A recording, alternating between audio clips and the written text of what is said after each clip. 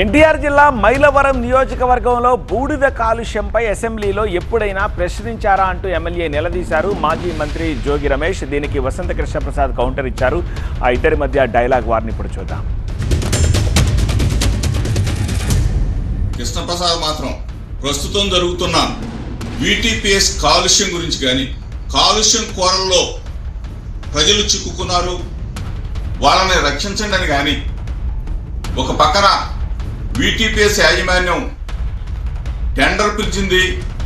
ఆ టెండర్ ద్వారా కొన్ని వందల మంది లారీల యజమానులు, డ్రైవర్లు, క్లీనర్లు పని లేక పొట్ట చేత పట్టుకొని హలో లక్ష్మణ అని చెప్పేసి ప్రతి ఊరు తిరుగుతున్నారని కానీ ఏ ఒక్కటి కూడా ప్రశ్నించకుండా తన కంపెనీ సోలార్ కంపెనీలో నాకు డబ్బులు రావాలనో, నాకు సబ్సిడీ రావాలనో, నా సోలార్ కంపెనీకి లాభాలు చేయండి అని చెప్పేసి మాట్లాడాడు. కానీ చాలా కాలం క్రితం ఈ బూడిద సమస్య మీద ప్రశ్న పంపించడం జరిగింది. శాసనసభ సమావేశాలు ప్రారంభం కావడానికి 11-12 రోజుల ముందే కొత్తగా పంపించే ప్రశ్నలు తీసుకోవడం మానేస్తారు.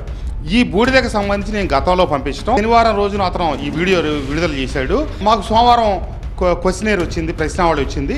దాంట్లో నాది 3వ ప్రశ్న VTPS బూడిద మీద. ఇది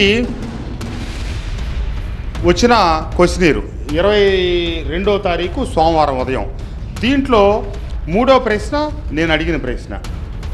అతను ఇందాక ఏమైతే మాట్లాడాడు పిచ్చివాగుడు అంతా, దానికి సంబంధించిన కృష్ణప్రసాద్ స్వార్థపరుడు, నియోజకవర్గ సమస్యల మీద అడుగుతాడని అందరూ ఎదురు చూస్తుంటే కృష్ణప్రసాద్ అడగలేదు అని చెప్పాడు కదా. ఇదిగో నేను ఇప్పుడు కాదు, నేను ఇది ఎప్పుడో కొద్ది మాసాల క్రితం పంపిస్తే యాదృచ్ఛికంగా ఒకవేళ వచ్చి ఉండకపోతే నిజంగానే అడగలేదు అనుకునేవాళ్ళు ప్రజలు.